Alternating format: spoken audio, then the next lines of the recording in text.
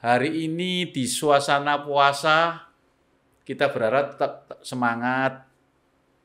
Saya kedatangan seorang tamu yang saya lihat ini sangat-sangat luar biasa, berbeda dengan biasanya yang kita cerita bisnis. Kali ini kita cerita human, kemanusiaan. Saya perkenalkan tamu saya hari ini Pak Heru ya. Ya, Pak Heru ini sebagai penyuluh gerakan pro-life ya Pak ya? ya. Oke, jadi mungkin teman-teman banyak bertanya, pro-life ini apa sih Pak? Saya juga baru dengar ini sebetulnya pro-life ini apa. Kiranya Pak Heru bisa memberi pencerahan hari ini apa itu pro-life Pak? Silakan Pak. Pro-life itu gerakan pecinta kehidupan. Gerakan pecinta kehidupan, oke. Ya, jadi tidak ada hubungannya sama asuransi. Tidak ada hubungannya. Ya, asuransi. meskipun ada life-nya. Oh ya betul, asuransi ada life-nya, betul. Iya. Oke, terus? Ya, jadi lewat gerakan ini kita mengadakan satu gerakan penyuluhan ke masyarakat dengan visi tiga. Tiga visi. Oke. 1, start pro-life. 1, stop killing. Stop killing. Hentikan pembunuhan. Pembunuhan. Oke. Yang kedua, start pro-life. Yang kedua itu memulai gerakan pecinta kehidupan. Pecinta kehidupan. Oke. Yang ketiga itu serve the soul, melayani jiwa-jiwa yang diselamatkan. Melayani jiwa-jiwa yang diselamatkan. Oke. Ya. Jadi itu tiga gerakan utama dari pro-life. Pro-life ini. Ya. Oke. Ya, kita terkait dengan isu aborsi. Aborsi. Ya. Jadi ya kita mengurangi itulah kasus-kasus aborsi itu. Oh, sedapat mungkin memberi penyuluhan agar remaja kita tidak jatuh dalam aborsi. Ya. Kira-kira gitu Pak ya? Gitu. Jadi kita menghindarkan orang dari perbuatan mengaborsi anaknya sendiri. Mengaborsi anaknya sendiri. Iya. Sedapat mungkin diselamatkan kalau sudah Sedapat terlanjur. mungkin diselamatkan. Kalau sudah terlanjur. Kalau sudah terlanjur. Oh. Iya. Jadi diselamatkan kalau sudah terlanjur. Oke. Lewat penyuluhan-penyuluhan di sekolah mungkin ya Pak ya? Iya. Sekolah-sekolah sekarang ini SMA berarti ya? Banyak remaja putri ya? SMP juga sudah. SMP juga. SMP berarti usia range antara 15-an? Iya. Oh. Iya. Luar biasa ya. Oke. Jadi gerakan ini dipelopori oleh ya kayak seperti swasta ini Pak ya, tidak menyangkut pemerintah. Iya. Tapi di inisiatif daripada pecinta yaitu anti aborsi itu ya. Kira-kira gitu ya Pak ya. Cinta kehidupan. Pecinta kehidupan itu ya. Iya. Kalau boleh tahu Pak, sejak kapan Pak gerakan ini Pak? Sejak 1998. 1998, 20 tahun lebih ya? 25 tahun. 25 tahun? Iya. Dan itu telah menyelamatkan banyak? Iya, banyak. 5 tahun pertama saja kita menerima pasien 230. Untuk Surabaya? Surabaya. 230? Iya, 5 tahun pertama. 5 tahun pertama? Gitu. Ini gerakan tidak memandang agama, ras, apapun tidak ya Pak ya? Enggak. Universal ini ya? Semua ya? Bisa masuk ya? Semuanya bisa masuk. Oh, oke. Iya. Kalau boleh tahu Pak, se-Indonesia banyak toh Pak kasus gini nih Pak? Oh, banyak sekali. Banyak sekali. Indonesia itu negara pelaku aborsi terbesar nomor 4 di dunia. Nomor 4 di nomor dunia? 4 di dunia. Oh. Yang pertama Cina, yang kedua India, yang ketiga Amerika, yang keempat Indonesia. Indonesia keempat ya? Ya, dengan korban 3 juta aborsi per tahun. 3 juta? Iya. Nah, kalau di Cina itu penyebabnya kebijakan 1 anak. Ya, betul. Ya. Dibatasi, dan kebanyakan pengen punya anak laki. Nah. Jadi biasanya yang diaborsi itu yang anak perempuan. Aduh. Gitu. Kalau di India itu karena budaya wanita beli pria. Iya. Jadi kalau satu keluarga kaya punya anak perempuan 4 bisa miskin karena dia harus beli 4 kali. Bayar maharnya itu ya? Bayar mahal mas kawinnya itu. Iya. Kalau di Amerika karena budaya free sex, free love-nya, itu wah itu parah itu, budaya populer itu. Iya, Amerika ya. Ya, kalau di Indonesia itu pengaruh dari budaya Amerika. Oh, pengaruh jeleknya. Pengaruh jeleknya. Gitu. Jadi di sini kan free sex, free love meluas di kalangan pelajar mahasiswa. Iya. Gitu. Itu budaya itu. Kalau kita lihat jumlah, Pak ya, 3 juta per tahun ya. 3 juta per tahun. Itu bukan jumlah yang kecil loh, Pak. Itu jumlah yang besar yang harus kita atasi ya mestinya ya. Kita cari solusi, cari jalan keluar atau cari apa itu ya, mestinya ya. Jadi banyak orang tidak sadar tentang PAS. PAS. Ya, post abortion syndrome. Post abortion syndrome. Ya, dampak setelah pelaku melakukan aborsi. Itu secara psikologis ataupun secara fisik. Gitu.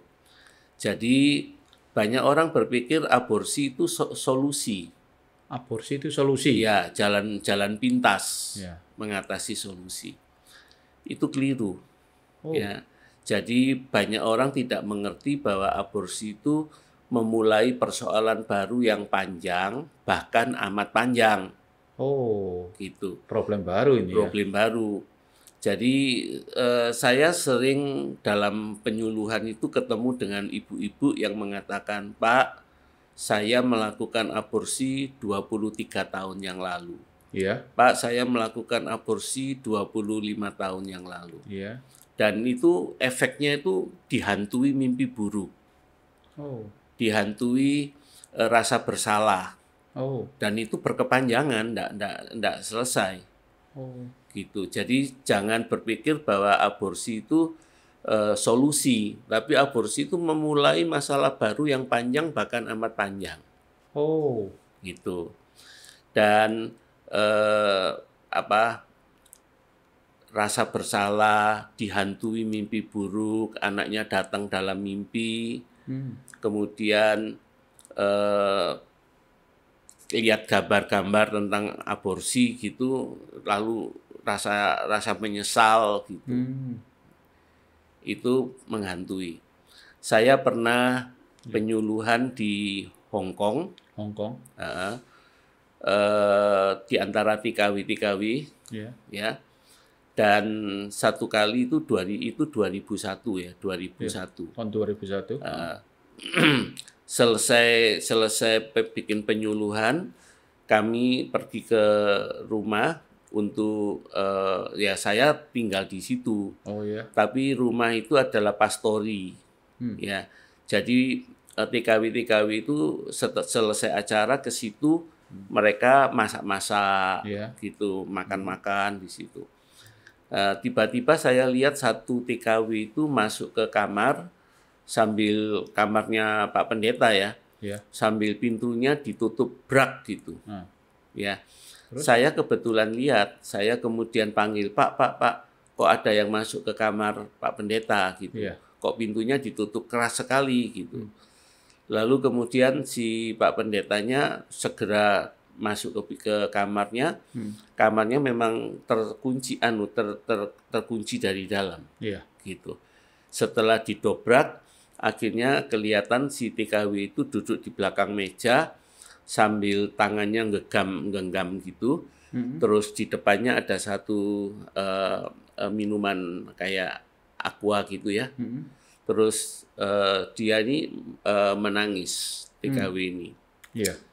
Lalu kemudian si Pak Pendetanya segera lompat, tangannya dipegang, terus dibuka paksa, ternyata di dalamnya ada pil 5. Ada 5 pil. 5 gitu. jenis pil. 5 pil. Oh, 5 biji pil. 5 biji pil. 5 biji pil. Ternyata dia mau minum pil itu untuk bunuh diri. Aduh. Kenapa? Karena tadi waktu penyuluhan aborsi, waktu gambar-gambar ditayangkan, dia lihat itu, dia merasa tertuduh. Aku adalah pembunuh anakku, aku adalah pembunuh anakku. Jadi dia ini merasa bersalah dan ingin menebus salah dengan cara bunuh diri. Bunuh diri. Ya. Nah, setelah dikonseling oleh Pak Pendeta dan istrinya, ya, dia diberitahu kalau kamu bunuh diri, kamu beri iblis 1 jiwa lagi. Gitu. Nambah masalah lagi. Nambah. Kalau memang mau nebus dosa, harusnya opposite side. Jadi kalau dulunya dia setuju aborsi, sekarang dia harus anti aborsi. Berjuang untuk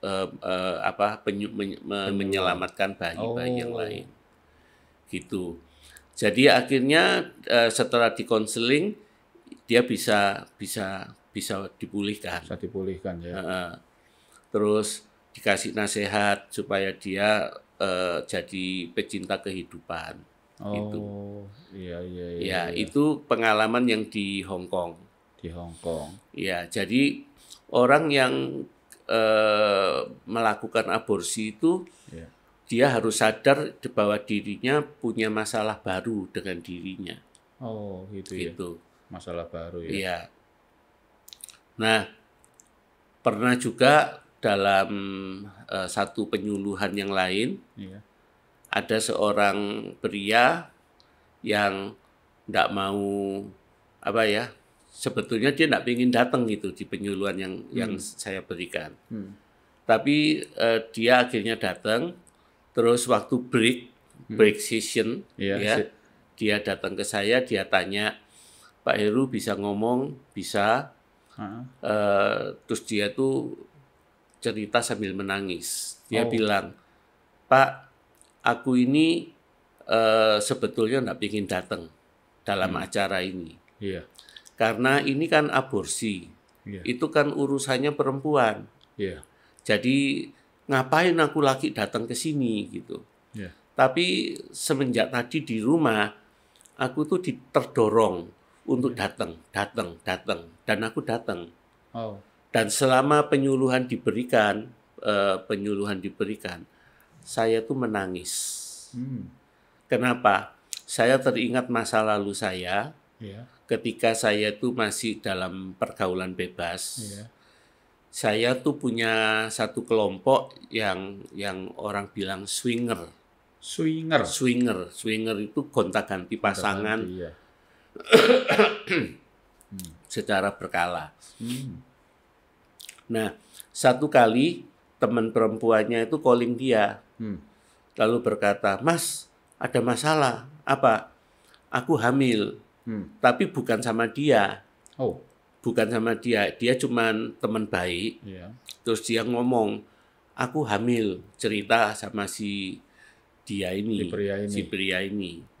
Si pria ini dengan santainya menjawab, oh tenang aja Dik, kita pergi nanti cari dokter aborsi, selesai masalahnya. Nah, dia pikir dengan berbuat begitu, masalah selesai. Nah, setelah melakukan tindakan aborsi semacam itu, ya kelihatannya semuanya baik-baik saja. Awalnya begitu. Sampai si perempuan ini bertobat, sudah jadi perilaku yang baik. Si lakinya juga bertobat. Ya. Terus perempuan ini menikah. Menikah sama satu laki-laki yang dari keluarga baik-baik. Lalu setelah itu mereka ini bertahun-tahun itu kok enggak punya anak, enggak bisa punya anak. Lalu mereka ngomong, ayo kita konsultasi ke dokter gitu. Nah, mereka pergilah ke dokter kandungan. Terus kemudian di dokter kandungan diperiksa semuanya, kemudian dokter kandungan bilang, aku perlu bicara sama suami. Ngajak suaminya bicara. Lah kemudian bicara sama suami, barulah dokter ini mengatakan, setelah aku periksa, ternyata istrimu tidak punya kantong rahim. Oh, Kantong rahim. ya. Jadi rupanya pada waktu aborsi yang dulu itu, dokternya ini melakukan malpraktek. Oh, Jadi nggak sengaja itu kantong rahimnya ketarik. kecabut. Nah, semenjak itu dia jadi mandul. Oh, Dia nggak bisa punya anak. iya. Cuman dokternya juga nggak ngomong. Karena itu kan perbuatan malpraktek ya. Iya. Yang bisa mengakibatkan dirinya kena urusan hukum. Iya. Gitu. Jadi dia nggak ngomong. Jadi dia diam saja. Sementara si perempuan ini merasa sudah melakukan aborsi, semuanya baik-baik saja. Dia nggak sadar kalau dirinya itu jadi mandul. Nggak tahu ya. Nggak tahu kalau iya. kantong rahimnya ketarik itu. Iya. Jadi akhirnya kejadiannya ini berlanjut ke tahun-tahun berikutnya setelah menikah, baru ketahuan kalau si dianya ternyata sudah nggak punya kantong rahim. Jadi apa yang dia sembunyikan selama bertahun-tahun akhirnya terbongkar. Kalau dia bukan wanita baik-baik. Gitu. Karena pernah melakukan aborsi. Nah, peristiwa itu membuat yang laki, yang orang laki ini, suaminya itu. Bukan suaminya. Orang laki ini temennya ini merasa bersalah. Ngajari karena ke yang ngajari ke aborsi. Gitu. Jadi waktu dia ikut seminar yang saya berikan, penyuluhan yang saya berikan, dia merasa guilty, rasa bersalahnya itu muncul gitu. Karena dia yang ngajak si perempuan ini melakukan aborsi. Gitu. Jadi aborsi itu bukan menyelesaikan masalah, tapi memulai masalah baru yang panjang, bahkan amat panjang. Gitu. Iya. Jadi efek dari aborsi itu. Efek dari aborsi. Dan itu, kebanyakan masih remaja, Pak ya. Kebanyakan masih remaja. Remaja masih belum tahu problem, belum tahu apa, cara mengatasi. Ya itu problem, masih remaja masalahnya. Iya. Dan mereka tidak berani bercerita kepada keluarganya biasanya. Iya. Biasanya mereka cari solusi sendiri, cari jalan keluar sendiri, sampai salah jalan lagi. Menimbulkan masalah baru lagi. Menimbulkan masalah baru. Ya kita juga tidak bisa ngomong, ya pokoknya jangan aborsi, tidak bisa. Ya dia pasti akan melakukan aborsi karena lingkungan. Ya. Jadi kita menyediakan rumah hidup. Rumah hidup. Ya, yang kalau di Surabaya Duku Kupang 6 nomor 6. Duku Kupang 6 nomor 6. Nomor 6 itu namanya Pondok Hayat. Pondok Hayat. Ya. Nah, di situ si dianya ditampung. Dianya ditampung. Ya. Karena kalau hamil itu kalau di lingkungannya kan ditolak. Ya, pasti tolak. Ya, atau salah mengerti orang. Dikucilkan ya, gitu. Jadi untuk ngatasin itu ya ditampung sampai melahirkan anak, sampai masa nifas. Ya, sampai selesai ya, semua clear ya. Ya. Berarti gitu. Waktu ditampung itu dia sendirian tanpa ada prianya, Pak? Tanpa ada pria. Tanpa ada prianya, tanpa ada pria yang bertanggung jawab lah, tepatnya gitu ya. Iya. Jadi dia mengatasi problemnya sendiri. Iya. Tanpa dia berani cerita orang tua, kan gitu, Pak? Oh, orang tuanya harus kasih tahu. Harus kasih tahu ya. Iya, kalau enggak nanti kan dianggap penyekapan. Oh iya ya, betul. Cuman orang tuanya dikasih tahu dengan sepengetahuan orang tua, anaknya ditampung. Oh gitu ya. Jadi tahu orang tuanya ya. Tahu, harus tahu. Itu kena biaya, Pak? Enggak. Free. Jadi kalau memang dari keluarga yang tidak mampu ya tidak dikenakan biaya. Tidak dikenakan biaya ya. Ya subsidi silang lah ya. Yang mampu membantu yang tidak mampu, mungkin gitu ya. Kira-kira ya. Kira-kira gitu ya. Kadang dari keluarga kaya mampu. Nah dia ya subsidi silang lah ya, bantu yang tidak mampu ini ya. Iya. Kan tidak bisa ngomong, ini pekerjaan mulia ya. Kita membantu, ya itu tadi pertama visi misinya tidak ada pembunuhan. Stop killing. Stop killing. Itu di Start pro-life. Nah, iya. Serve the soul. Ya, ini suatu yang bekerja di sini benar-benar orang yang punya jiwa yang luar biasa, Pak. Jadi apa ya? Jadi tidak sekedar bekerja, tapi bekerja dengan hati. Ini kan bekerja dengan hati, Pak. Iya. Kalau tidak dengan hati tidak bisa melakukan kerjaan kayak gini nih, ya. Bekerja dengan hati lah. Saya terima kasih Bapak memberi inspirasi siang ini yang sangat-sangat luar biasa. Benar tadi Bapak bilang, bukan menyelesaikan masalah, tapi menambah masalah di kemudian hari yang berkepanjangan. Iya. Efeknya berkepanjangan.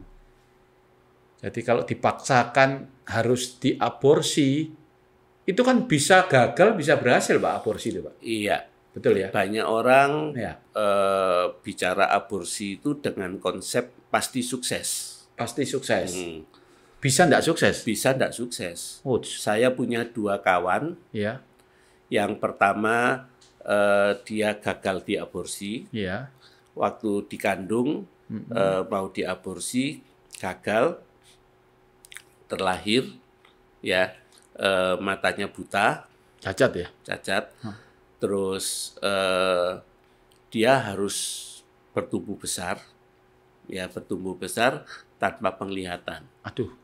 Nah, salahnya dia apa?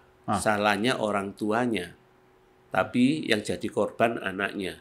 Iya, iya, betul. Ya, anaknya harus menanggung itu seumur hidup.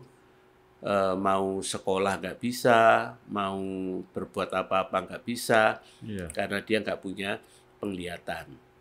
Yang satunya lagi perempuan mau diaborsi, gagal.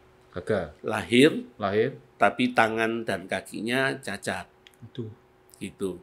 Jadi tangannya ini ruas-ruas jarinya ini nggak lengkap. Belum sempurna ya. Nggak sempurna.